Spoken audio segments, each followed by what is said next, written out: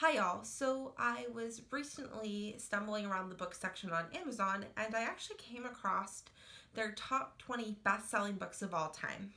So I thought it would be fun to go through and share with you guys what the top 20 books are and how many of them I have actually read. And I haven't looked at this list in detail, I've only seen the first couple and there doesn't seem to be any specific rank order, so let's get into this. So the first one on the list is 50 Shades of Grey by E.L. James. And I have read sections of it, but I've not read the book in its entirety. So I guess that really doesn't count. The next one is The Hunger Games by Suzanne Collins. I have read this and I did enjoy it when I did read it. The next one is Catching Fire by Suzanne Collins, which is the second in the Hunger Games series. And again, I've read this and I very much enjoyed this when I read it. The next one on their list is Strength Finders 2.0 by Tom Rath. This is something that you kind of get assigned as your freshman year of college / your senior year of high school, kind of depending on where you are in the United States.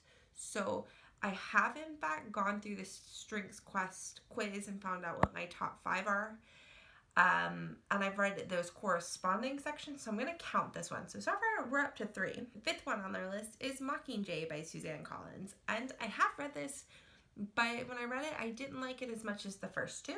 Book number 6 is 50 Shades Darker by E.L. James. I have not read any of this. And their 7th one, finishing out the trilogy, is 50 Shades Freed by E.L. James. Again, not read this one. Next one is a Booktube darling, which is Gone Girl by Gillian Flynn. And I have not read this, nor have I seen the movie. It's kind of been one of those books that I wanted to check out, but I also haven't because it's been so hyped and I'm afraid, like, what if I don't like this book that's supposed to be one of the best thrillers of all time? The 9th one on their list is The Help by Catherine Stockett. This is one that I consider checking out from the library multiple times and just never have for whatever reason. Okay, this is interesting. So their 10th one is another one that's beloved by Booktube, which is The Fault in Our Stars by John Green. I have actually not read a John Green book. Then their 11th book was really popular a few years ago because the movie was coming out, and this is The Girl on the Train by Paula Hawkins. Again, I've not read any Paula Hawkins. The 12th book on the list is Divergent by Veronica Roth, and I've never read it, but I have a pretty good idea of what goes down in the first one because back in like 2011, 2012, at like the start of Booktube, everyone loved this series up until the 3rd book came out. Their 13th book is Harry Potter and the Deathly Hallows by J.K. Rowling, and of course I've read this and loved it. And in terms of YA fiction, I think this has one of the best depictions of war and the consequences of war. Speaking of war, for their next book on the list, they have Unbroken, a World War II story of survival by Laura Hillebrand, and I haven't read this, and this is the 2nd nonfiction on the list so far. The next book is another book that, like, I heard a lot of people on Booktube loving, and it was a pretty big book in, like, the media, too. And this is Wonder by R.J. Palacio, but I haven't read it. But this is one that I do want to get to at some point because I have heard it is wonderful. Okay, this next book is A Game of Thrones by George R.R. Martin. I have not read it and I have not seen the TV show.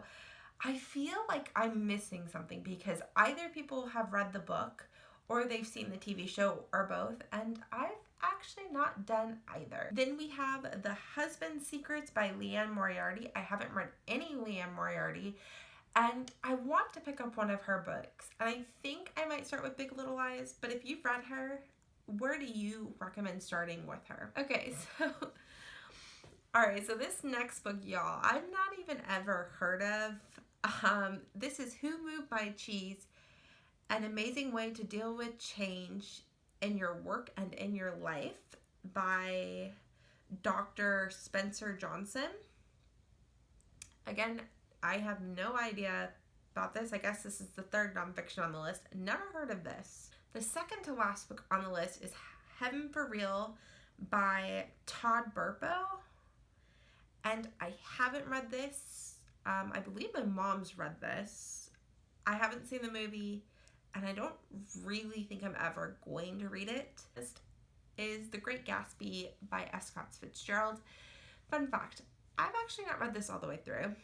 I DNF'd it pretty early on and just spark noted the rest because I was assigned it in school.